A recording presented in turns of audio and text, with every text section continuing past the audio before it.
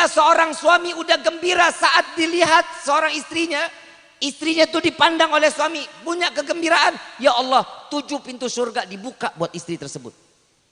Lu jangan amin doang, besok kerjain. Paham ya?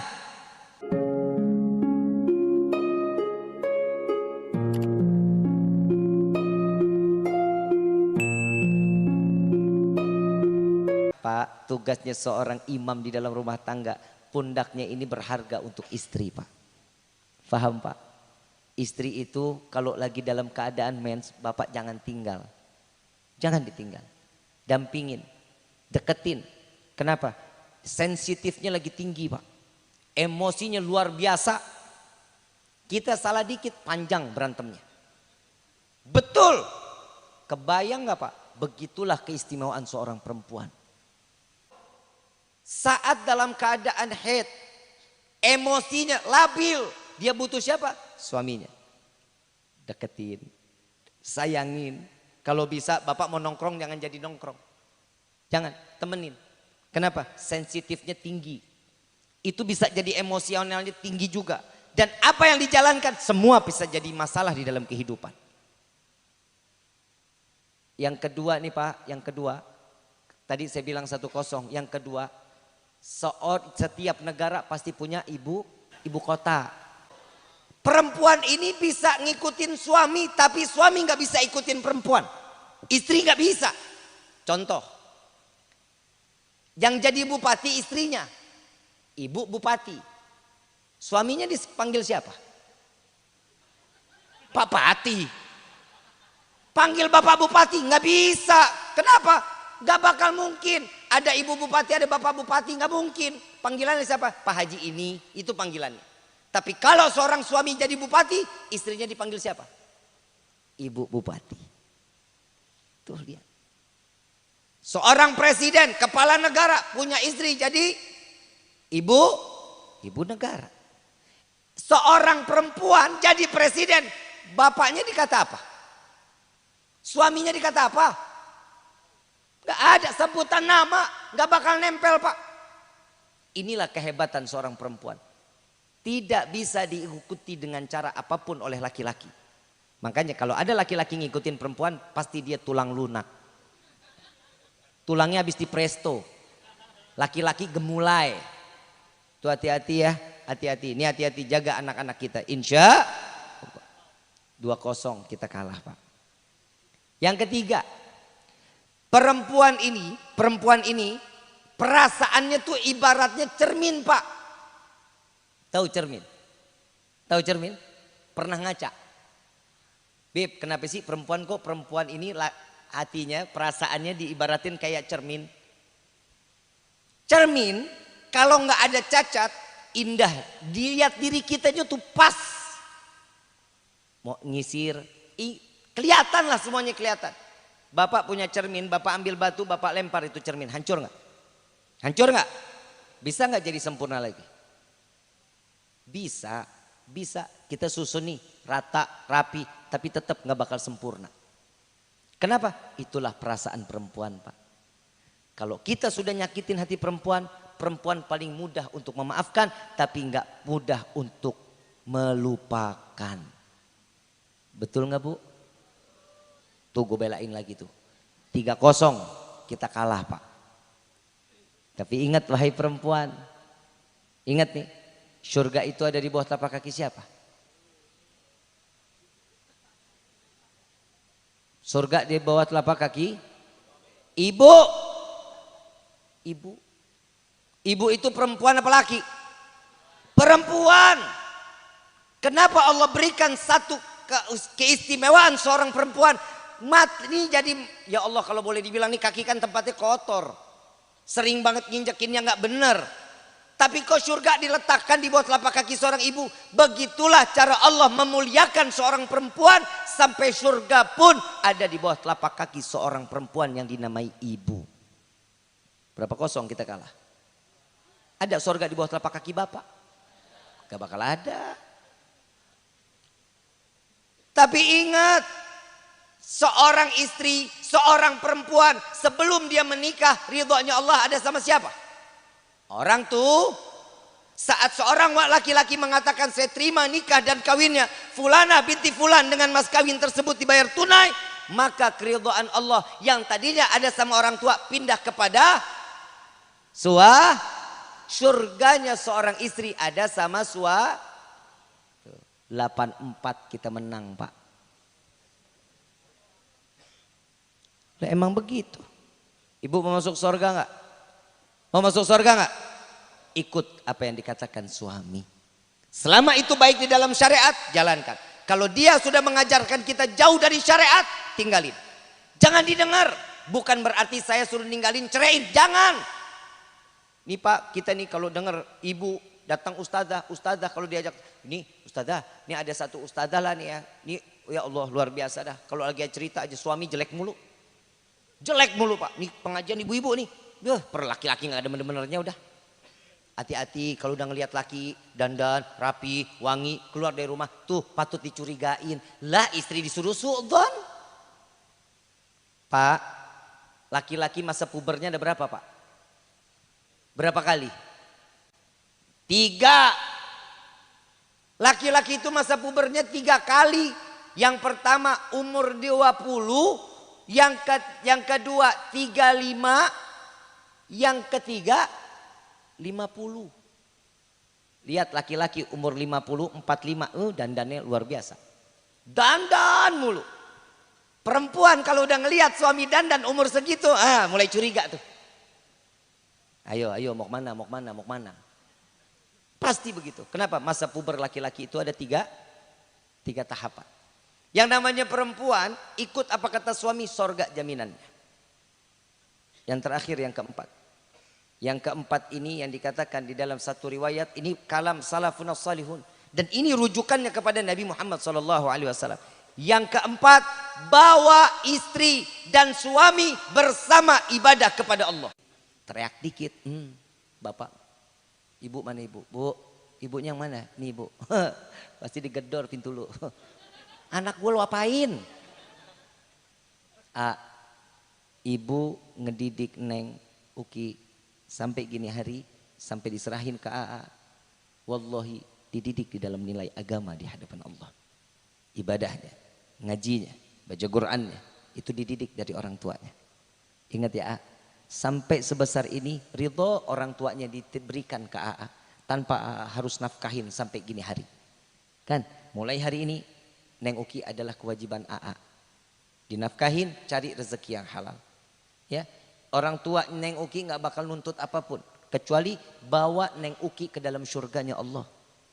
Amin. Amin. Ya Rabbal. Tapi ingat, kalau Neng Uki sampai masuk ke dalam neraka, pasti bakal dicari sama orang tuanya untuk dituntut di yaumil qiyamah di hadapan Allah. Na'udzubillahi min. Makanya Pak, Bapak enak ibadah, istri jauh dari Allah, hati-hati. Pak, istri sering pengajian kagak? Sering. Pulang bawa apaan? Bawa ilmu apa bawa tagihan? Hah? Nih gamis kurang 20.000 lagi Benar nggak? Tuh, emang sih Pak, seorang istri itu tugasnya buat ngabisin duit suami. Bu, pertahanin ya. Kalau bisa agak gedean lagi habisinnya. Kenapa? Memang haknya seorang suami memberikan kesenangan kepada tapi istri juga tahu diri dong. Lu jangan apa-apa, minta tapi nggak pernah ngasih buat suami. Minimal dandan kek. Pernah nggak dandan? Woi, saya nggak tanya ibu, saya tanya bapak aja dah Pak. Bapak tahu nggak terakhir dandan ibu kapan?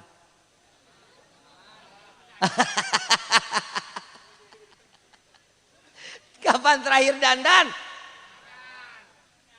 Kondangan tadi siang. Ini malam udah disapu mukanya. Lempar pakai tepung Pak. Bu, dandan dong. Ya, Neng, dandan. Buat siapa? Buat suami. Ya, yang wangi, yang bersih. Ya, AA kerja di mana? Di Jakarta. Neng juga ikut ke Jakarta berarti. Ntar Neng ikut ke Jakarta, kerja, Neng kerja juga. Kerja juga. Mudah-mudahan rezekinya Allah berkahin ya. Insya. Kalau Neng kerja, pulang usahain duluan daripada suami. Usahain pulang lebih dulu daripada, jangan nunggu jemput, jangan. Pulang duluan tuh. Pulang duluan sampai di rumah, Neng mandi rapi, air udah dimasak. Pulang, buka pintu, Neng udah rapi, udah cakep, udah dandan, kibas rambut. Assalamualaikum. Ya kan? Lu ngedengar ceritanya aja senang. Betul nggak Pak? Pernah ibu begitu? Bu, ibu, nih saya mau ngomongin banyak nih sebenarnya, saya mau abis nih mau kematian. Lu urusan kawin aja nggak selesai nih. Bu, capeknya suami itu Bu, ya Allah bisa hilang kalau ibunya dandan cantik, wangi, rapi. Lu dari pagi sampai malam begitu aja udah model mukanya. Muka berminyak, bisa goreng tempe, endus dikit, balsam semalam. Itu kan baunya udah kagak enak-enaknya itu. Pak, ngomong. Yang, aku enek. Bu, suami lelah ngelihat ibu cantik tuh lelah jadi taruh di depan pagar. Gak diajak masuk, kenapa? Senang, gembira. Jika seorang suami udah gembira saat dilihat seorang istrinya tuh dipandang oleh suami, punya kegembiraan. Ya Allah, 7 pintu surga dibuka buat istri tersebut. Lu jangan amin doang, besok kerjain. Paham ya? Kerjain. Ntar malam dandan nih. Lah kan katanya Nabi apa? Wahai para istri, jadilah kalian pelacur suami kalian. Jadi pelacur. Bukan berarti saya suruh dandan terus ibu mangkal. Bukan. Lu salah persepsi aja lu. Bukan begitu. Dandan. Saking apa? Saking nih. Ini diparakan, saya udah pernah nanya apa belum nih? Mudah-mudahan sih belum ya. Bu, kalau gue tanya bapak takut ketahuan. Saya nanyanya ke ibu aja. Bu, pelacur itu banyaknya laki apa perempuan? Apa? Tapi walaupun sekarang banyak laki-laki yang jadi pelacur. Ada kan? Tapi mudah-mudahan kita semua digolongin jadi suami yang saleh, laki-laki yang saleh, istri yang saleh. Amin ya Rabbal. Bu, tahu nggak yang dijual pelacur apa? Ayo jawab.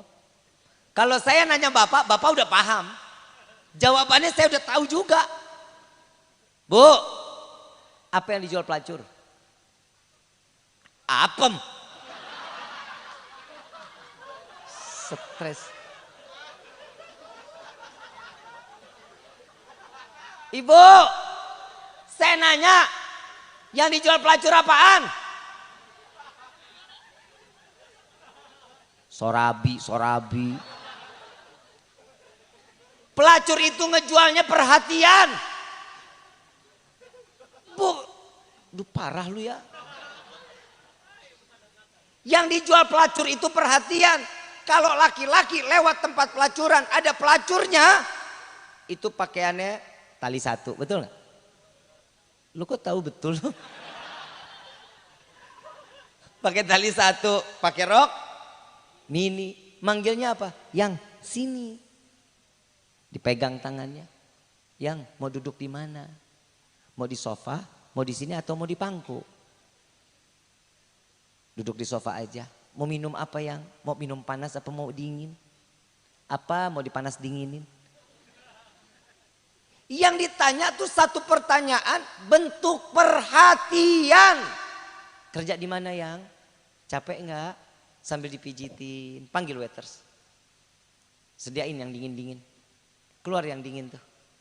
Nih si pelacur gelendotan.